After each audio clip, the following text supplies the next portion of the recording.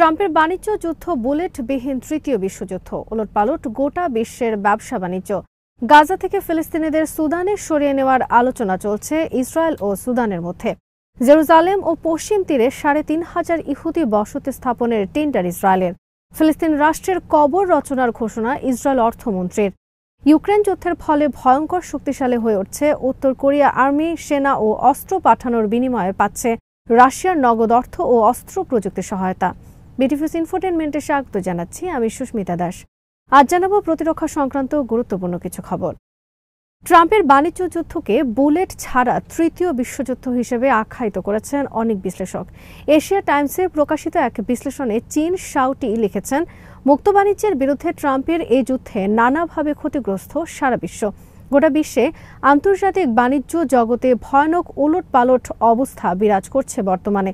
এশিয়ার কারখানা শ্রমিক থেকে উত্তর আমেরিকার কৃষক পর্যন্ত কোটি কোটি মানুষ বর্তমানে ক্ষতিগ্রস্ত, বিপন্ন।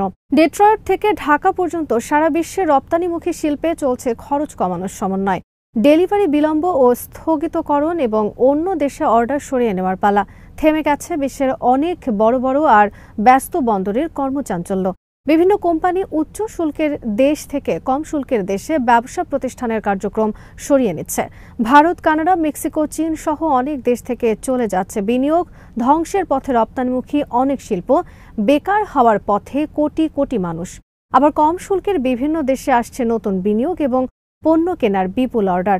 আপাতত কিছু দেশ লাভবান হলেও সার্বিকভাবে ক্ষতিগ্রস্ত হবে সারা বিশ্বের ক্রেতারা।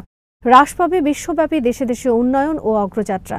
৩ বছর ধরে করোনায় গোটা বিশ্ব লণ্ডভণ্ড হওয়ার পর ট্রাম্পের বাণিজ্য যুদ্ধ বিশ্বে একই ধরনের নেতিবাচক পরিস্থিতি ডেকে আনবে দীর্ঘ সময়ের জন্য। এতে যুক্তরাষ্ট্র লাভবান হতে পারবে না শেষ পর্যন্ত। প্রকাশিত প্রতিবেদনে বলা হয়েছে, ট্রাম্পের বাণিজ্য যুদ্ধের কারণে বিশ্ব খুব অল্প সময়ের মধ্যে $2 ট্রিলিয়ন আর্থিক ক্ষতির সম্মুখীন হবে। শুল্ক আরোপের ফলে বিশ্বব্যাপী ব্যাপকভাবে বৃদ্ধি পাবে জিনিসপত্রের দাম, বাড়বে জীবনযাত্রার ব্যয় এবং নতুন করে দরিদ্র হবে কোটি কোটি মানুষ। ট্রাম্পের বাণিজ্য যুদ্ধের ফলে দেশে দেশে বৃদ্ধি পেয়েছে শত্রুতা এবং তিক্ততা। বাণিজ্য যুদ্ধের কাছে লণ্ডভণ্ড হয়ে গেছে অনেক দেশের কূটনীতি, যেমন যুক্তরাষ্ট্রের সাথে ভারত, কানাডা, মেক্সিকোর মতো দীর্ঘ মিত্র দেশের সম্পর্ক চরম তিক্ততায় রূপ নিয়েছে। ইউরোপের বিভিন্ন দেশ আপাতত বশ্যতা স্বীকার করে সম্পর্ক টিকে রেখেছে যুক্তরাষ্ট্রের সাথে। তাছাড়া যুক্তরাষ্ট্রের সাথে চীন সহ বিভিন্ন দেশের সম্পর্ক আরও অবনতি ঘটেছে। ট্রাম্পের বাণিজ্য যুদ্ধের কারণে পরিবেশ, জিরো সাম ধারণা সহ অনেক কিছু ক্ষতিগ্রস্ত হবে। ইউক্রেন যুদ্ধের ফলে আরও ভয়ঙ্কর শক্তিশালী হয়ে উঠছে উত্তর কোরিয়ার আর্মি। ইউক্রেন যুদ্ধে বিপুল সেনা পাঠানোর বিনিময়ে উত্তর কোরিয়া রাশিয়ার কাছ থেকে পেয়েছে নগদ অর্থ এবং খাদ্য সহায়তা, নতুন অনেক অস্ত্র প্রযুক্তি আর হাজার হাজার সেনা লাভ করেছে যুদ্ধের বাস্তব অভিজ্ঞতা। রাশিয়ার যুদ্ধফেরত এসব সেনা এখন আন্তর্জাতিক মানের যোদ্ধা। উত্তর কোরিয়ার এ নতুন অভিজ্ঞতা নিয়ে চিন্তিত দক্ষিণ কোরিয়া ও তার প্রতিরক্ষা অংশীদার যুক্তরাষ্ট্র। ইউক্রেন যুদ্ধের ফলে উত্তর কোরিয়া তার ভাণ্ডারে থাকা বিপুল পরিমাণ অস্ত্র বিক্রির সুযোগ পায় রাশিয়ার কাছে। এসব অস্ত্র মেয়াদ শেষে বাতিল করা ছাড়া আর কোনো পথ ছিল না দেশটির।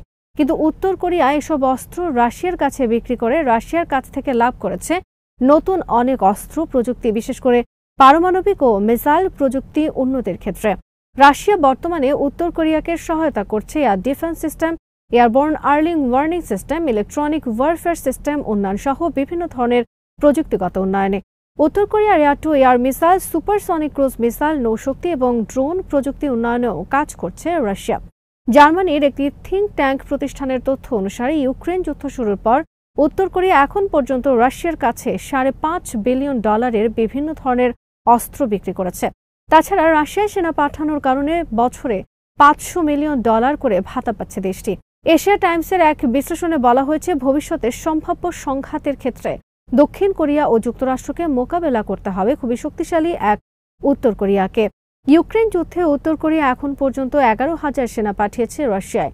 চলতি বছরের মধ্যে আরও 25 থেকে 30,000 সেনা যাবে রাশিয়ায়। এছাড়া কুরস্ক সহ যুদ্ধে ক্ষতিগ্রস্ত বিভিন্ন এলাকা পুনর্গঠনে উত্তর কোরিয়ার হাজার হাজার শ্রমিক যাচ্ছে রাশিয়ায়। ইউক্রেন যুদ্ধের ফলে রাশিয়া উত্তর কোরিয়ার সম্পর্ক পৌঁছেছে নতুন উচ্চতায়। জেরুজালেম ও পশ্চিম তীরের মধ্যবর্তী আলোচিত ও বিতর্কিত একটি এলাকায় 3,500 ইহুদি বসতি স্থাপনের কার্যক্রম হাতে নিয়েছে ইসরায়েল। এ লক্ষ্যে টেন্ডার আহ্বান করেছে ইসরায়েলের অর্থ মন্ত্রণালয় থেকে। বুধবার এই খবর প্রকাশ করেছে টাইমস অফ ইসরায়েল। ফিলিস্তিনিদের বসত ভিটায় নতুন করে ৩,৫০০ ইহুদি বসতি স্থাপন বিষয়ে ইসরায়েলের কট্টরপন্থী অর্থমন্ত্রী স্মোট্রিচ বেজালেল বলেছেন, এটা হলো ফিলিস্তিন নামক রাষ্ট্রকে কবর দেওয়ার কর্মসূচি। বুধবার যুক্তরাষ্ট্রের CNN এর খবরে বলা হয়েছে, গাজা থেকে সমস্ত ফিলিস্তিনিদের সুদান সহ আফ্রিকার বিভিন্ন দেশে নিয়ে যাওয়ার নতুন করে উদ্যোগ নিয়েছে ইসরায়েল। এ লক্ষ্যে বর্তমানে সুদানের সাথে আলোচনা চালিয়ে যাচ্ছে ইসরায়েল। মঙ্গলবার ইসরায়েলের প্রধানমন্ত্রী নেতানিয়াহু এর সত্যতা স্বীকার করেছেন i24 নামক একটি টিভি চ্যানেলকে দেওয়া সাক্ষাৎকারে। নেতানিয়াহু বলেছেন, যুদ্ধের সময় বেসামরিক নাগরিকদের যুদ্ধক্ষেত্র থেকে অন্যত্র চলে যাওয়া উচিত এবং তাদেরকে চলে যেতে দিতে হয়। এরপর শত্রুকে পুরোপুরি খতমের জন্য সেখানে প্রবেশ করতে হয়। এটা যুদ্ধের নিয়ম। CNN এর খবরে বলা হয়েছে, উপপররাষ্ট্রমন্ত্রী শারেন হাস্কেলের নেতৃত্বে একটি প্রতিনিধি দল বর্তমানে সুদানে অবস্থান করছেন ফিলিস্তিনিদের সেখানে সরিয়ে নেওয়ার বিষয়ে আলোচনার জন্য। ইসরায়েলের পক্ষ থেকে ফিলিস্তিনিদের প্রস্তাব দেওয়া হয়েছে, তারা যদি স্বেচ্ছায় ফিলিস্তিন ছাড়তে চায় তাহলে তার সব আয়োজন করবে ইসরায়েল সরকার, আর যদি ফিলিস্তিন ছাড়তে না চায় তাহলে তাদেরকে এখানে ধুকে ধুকে মরতে হবে। ফিলিস্তিনিদের গাজা থেকে অন্যত্র সরিয়ে নেওয়ার জন্য বর্তমানে ব্যাপক ধ্বংসযজ্ঞের পাশাপাশি প্রচারণার কার্যক্রম পরিচালনা করছে তারা। ইসরায়েলের পক্ষ থেকে বলা হচ্ছে, গাজায় কোনো ফিলিস্তিনি থাকতে পারবে না। সুদানের পাশাপাশি দক্ষিণ সুদানেও গাজার ফিলিস্তিনিদের নিয়ে যাওয়ার জন্য আলোচনা করছে ইসরায়েল। ডোনাল্ড ট্রাম্প ক্ষমতায় আসার পর গাজা থেকে সমস্ত ফিলিস্তিনিদের জর্ডান ও মিশরে সরিয়ে নেওয়ার প্রস্তাব দেন, কিন্তু সমস্ত আরব লীগ এর বিরুদ্ধে দাঁড়ালে পরে তিনি তাদেরকে সুদান, সোমালিয়া, দক্ষিণ সুদান ও সোমালিল্যান্ডে স্থানান্তরের প্রস্তাব দেন। এমনকি নেতানিয়াহু সৌদি আরবের উদ্দেশ্যে বলেন, তাদের অনেক খালি জায়গা পড়ে আছে, সেখানে ফিলিস্তিনিদের নিয়ে যাক তারা। CNN এর খবরে বলা হয়েছে, দারিদ্র্য পীড়িত সাউথ সুদান যুক্তরাষ্ট্রের অনুগ্রহ পাওয়ার আশায় ফিলিস্তিনিদের গ্রহণে রাজি হতে পারে। দেশটির উপর যুক্তরাষ্ট্রের নিষেধাজ্ঞা রয়েছে, ফলে তারা ফিলিস্তিনিদের গ্রহণে রাজি হলে নিষেধাজ্ঞা তুলে নেওয়া সহ আরও বেশ কিছু সুবিধা পেতে পারে। তবে মিশর সহ অনেক দেশ ফিলিস্তিনিদের অন্য যে কোনো দেশে স্থানান্তরের ঘোর বিরোধী। সুদান, দক্ষিণ সুদান সবই যুদ্ধ কবলিত দরিদ্র দেশ। এসব দেশে ফিলিস্তিনিদের নিয়ে গেলে তাদেরকে আবারও করুণ পরিণতি বরণ করতে হতে পারে বলে উল্লেখ করেছে CNN। আজ এখানেই শেষ করছি। সমরাস্ত্র প্রতিরক্ষা কূটনীতির নানা তথ্য জানতে চোখ রাখুন বিডিভিউজ ইনফোটেনমেন্টে। চ্যানেলটি ভালো লাগলে সাবস্ক্রাইব করুন, সংযুক্ত থাকুন আমাদের ফেসবুক পেজে।